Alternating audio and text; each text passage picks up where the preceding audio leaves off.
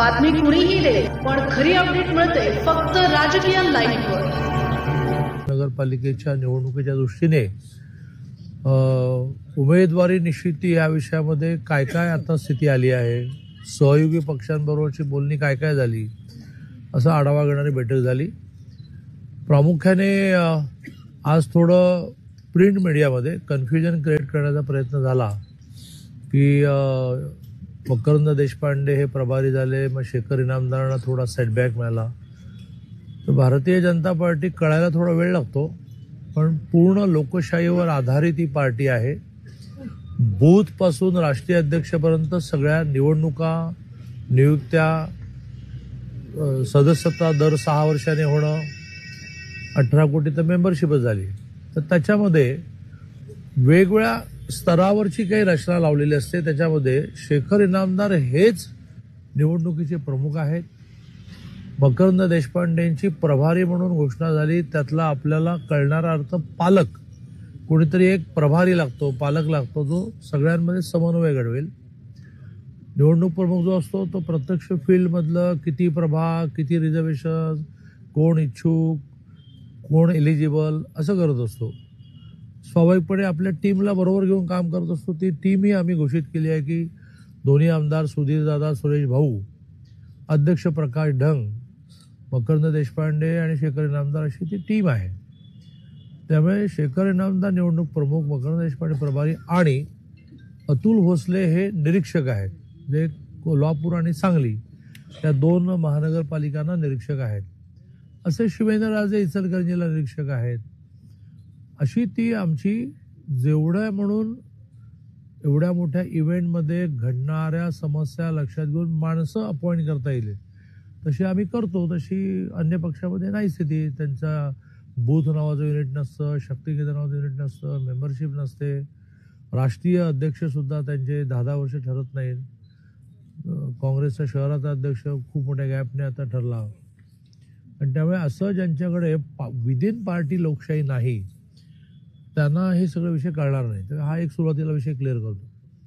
दुसरं, आता आज आम्ही शिवसेनेबरोबर बैठक केली, त्याच्यानंतर आम्ही RPI बरोबर बैठक केली आणि आम्ही जनसुराज्याबरोबर बैठक केली.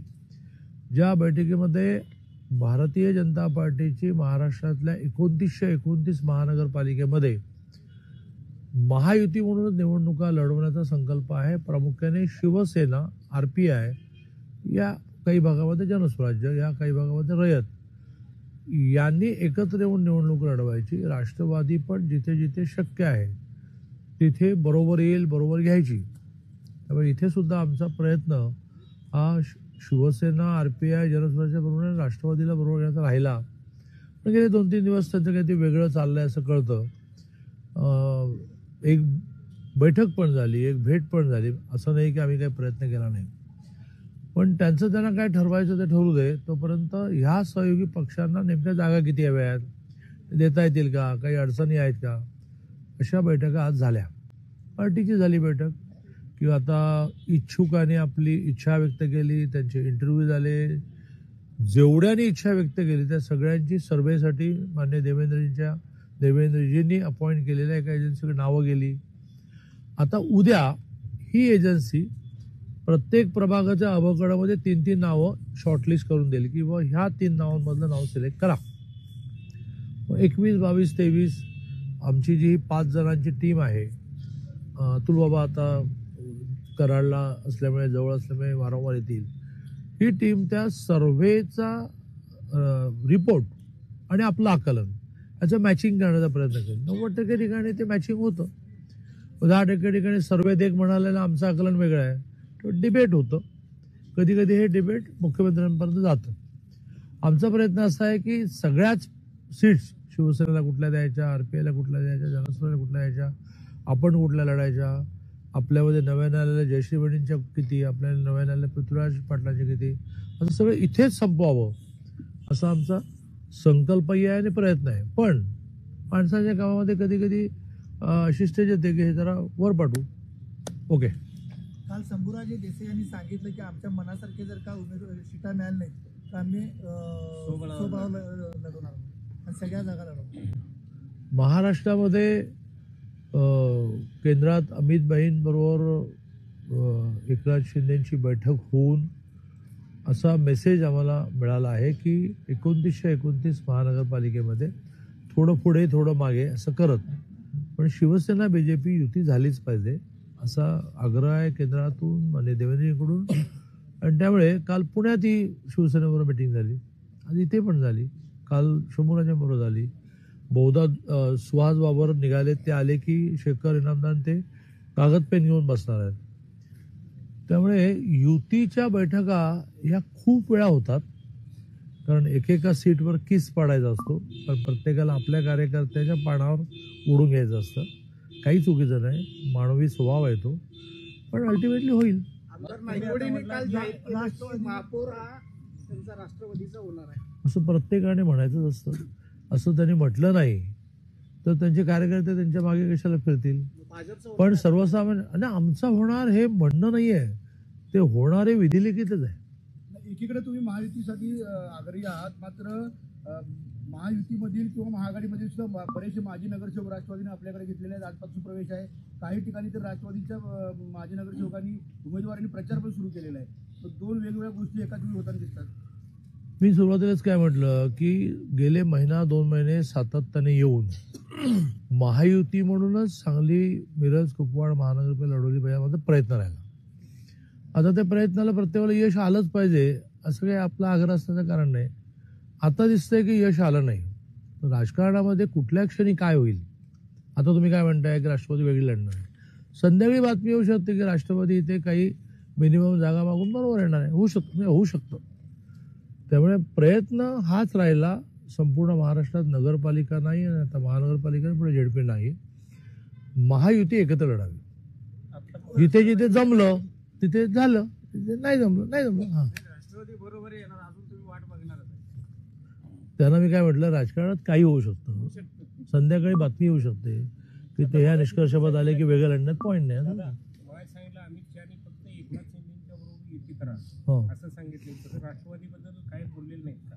बरोबर, मी तर वाक्य करेक्ट करतो की अमित भाईंनी असं म्हटलं की महायुती म्हणून निवडणुका लढवा, परंतु शिवसेनेबरोबर युती काही करून झाली पाहिजे असा आपला प्रयत्न राहिला पाहिजे, असा आपला आग्रह असला पाहिजे.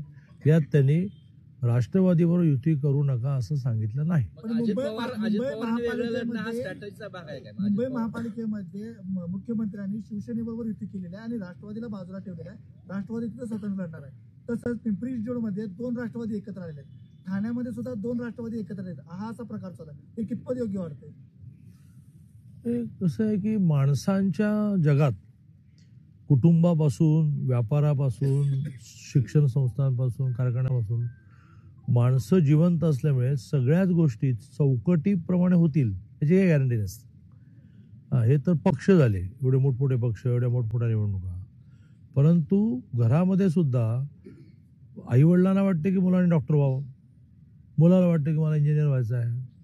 कधी तो आईवडिलांच्या रेट्यामुळे किंवा कन्व्हिन्स करण्यामुळे ऐकतो, कधी बगावत करतो. हे जर नात्याच्या कुटुंबामध्ये होतं तर हे तर वेगवेगळ्या विचाराचे, वेगवेगळ्या स्वभावाचे, वेगवेगळ्या सवयीचे, वेगळ्या ध्येय धोरणाचे पक्ष असतात. त्या सगळ्यांना एका चाकोरीत आणून बसवू असा दावा माझ्यासारख्याने, देवेंद्रसारख्याने कोणी करण्याचं काही कारण नाही. तुमची युती असताना हे वेगळं लढणं योग्य वाटतं का? एकीकडे मुंबईमध्ये तुमचा विरोध वेगळा, मात्र बाकीच्या ठिकाणी एकत्र लढताय तुम्ही, म्हणजे हे लोकांना फसवल्यासारखं वाटत नाही का? हे जनतेच्या पचनी कसं पडायचं मतदारांच्या? बघा, आम्ही प्रामाणिकपणे युती जर केंद्रामध्ये असेल म्हणजे एनडीए, राज्यामध्ये असेल महायुती, तर ती नगरपालिका, एक छोटी नगरपालिका कुठली तरी असेल, हातकणंगले, हुपरी इथपर्यंत युती राहिली पाहिजे याच्या आग्रही आहोत. पण त्याचा प्रयत्न केल्यानंतर ती होणार नसेल तर निवडणुका आम्ही लढवणार म्हणता येत नाही. तर मग ज्यांना बरोबर घेता येईल त्यांना घेऊन निवडणूक लढवू. जसं यांनी शिवसेनेचा विषय काढला, तर वाक्य कसं आहे, वाक्य राष्ट्रवादीला बरोबर घेऊ नका असं नाही आहे. वाक्य शिवसेनेला काही करून बरोबर घेण्याचा प्रयत्न केला, पण खरं म्हणजे राष्ट्रवादी, RPI, लोकल लेवलला रयत, जनस्वराज्य सगळे बरोबर घ्या. कारण केंद्रात आणि राज्यात सत्तेत तुम्ही एकत्र आहात आणि केंद्रात राज्यात सत्तेमध्ये एकत्र असताना तुम्ही खाली वेगवेगळे लढलात ते सर्वसामान्य माणसाला आवडत नाही, सर्वसामान्य माणसाला आवडत नाही. पण सगळ्याच गोष्टी आपल्या मनासारख्या होत नसतात. आज मोठे पक्षप्रवेश 15 नगरसेवक माजी महापौर अजितदादा गटात जात आहेत, भाजपमध्ये येत नाहीयेत. मग तुम्ही पुण्यात आमचे गेल्यानंतर प्रवेश- वेगळी स्ट्रॅटेजीचा भाग आहे का अजित पवारांच्या? आमचे प्रवेश मोठमोठे मताचं विभाजन करण्याची रणनीती आहे का? आमचे प्रवेश मोठमोठे आम्ही खूप हुशार असल्यामुळे आम्ही आधीच पूर्ण केलेले आहेत. पण दादा एकंदरीत बघता हे भाजपचा निधी चालतो, मुख्यमंत्र्यांचा निधी चालतो, आमदाराचा निधी चालतो, डीपीटीसीचा निधी चालतो, मग भाजपचं कमळ घेऊन लढायला इथल्या माजी नगरसेवकांना काय अडचण आहे? निधी तुमच्या येतात 5 वर्ष परत निवडून त्यांनाच विचारला पाहिजे असा प्रश्न आहे, तुम्हाला विचारून घ्या उपयोग आहे. सगळ्यांना दिला होता ना. एकंदरीत जर बघितला हे जातीचं राजकारण असल्यासारखं वाटतं का? कारण राष्ट्रवादी ज्या ठिकाणी मुस्लिम समाज आहे त्या ठिकाणी राष्ट्रवादीला दिलं जातं, ज्या ठिकाणी बॅकवर्ड आहे तिथे राष्ट्रवादी दिलं जातं, ज्या ठिकाणी टोटल हिंदू मतदान आहे त्या ठिकाणी भाजपला उभा केलं जातं, असं विरोधकांचं म्हणणं आहे. विभाजन मागच्या महानगरपालिकेमध्ये 11 मुस्लिम कॅन्डिडेटना बीजेपीने कमळावर उमेदवारी दिली. त्यातले शेखर इनामदार मला करेक्ट करतील 3 का 4 विजयी पण झाले. तर असं काही मुस्लिम वोटर आमच्या बरोबर नाही. बिहार आता मोठं उदाहरण आहे, 202 जागा आल्या, ज्या बिहारमध्ये सुद्धा मुस्लिम पर्सेंटेज खूप मोठा आहे. मुसलमानांच्या मनामध्ये वर्षानुवर्ष ही जी भीती निर्माण केली गेली की हे हिंदुत्ववादी आहेत आणि ह्यांच्याबरोबर तुम्ही गेला तर तुमचं नुकसान होईल. शिक्षणाचं प्रमाण वाढत चाललं तसं मुस्लिम समाजामध्ये सुद्धा योग्य काय आणि अयोग्य काय याचा भेद करणं हे व्यवस्थित सुरू झालेलं आहे. त्यामुळे मुस्लिम वोटर्सना आपली वोट बँक म्हणून वर्षानुवर्ष जे गृहीत धरलं गेलं, इंग्लिशमध्ये त्याला टेकन फॉर ग्रँटेड केलं गेलं, तसं आता मुस्लिम समाज कोणाला टेकन फॉर ग्रँटेड करू देणार नाही. भाजपचे विजयी झालेले उमेदवार सुद्धा राष्ट्रवादीमध्ये आता आज प्रवेश करत आहेत. हां, असं होऊ शकतं ना, त्याला काय अडचण आहे. घटक पक्षामध्ये प्रवेश करत हे काय भाजपवर नाराज आहेत का? एकंदरीत कामकाजावर मी तुम्हाला नेहमीच सोपी उदाहरणं सांगत असतो, जसं मग अशी कुटुंबाचं सांगितलं. एका कुटुंबामधला सुद्धा एक मुलगा आई वडिलांनी जन्माला घातला, इथं निधी दिला म्हणतात, जन्माला घातला, मोठा केला, तो आई वडिलांना विचारत नाही आणि वेगळा राहतो बायकोचा आग्रह असल्यामुळे. तर त्यावेळेला आई वडिलांनी भिंतीवर डोकं आपटून जीव द्यायचा नसतो, परिस्थिती स्वीकारून आपलं मार्गक्रमण करायचं असतं. सांगलीचे खासदार विशाल पाटील म्हणाले भाजप हा फसवा पक्ष आहे. 2 वेळा खासदार असलेले खासदारांनी सुद्धा हा पक्ष सोडला.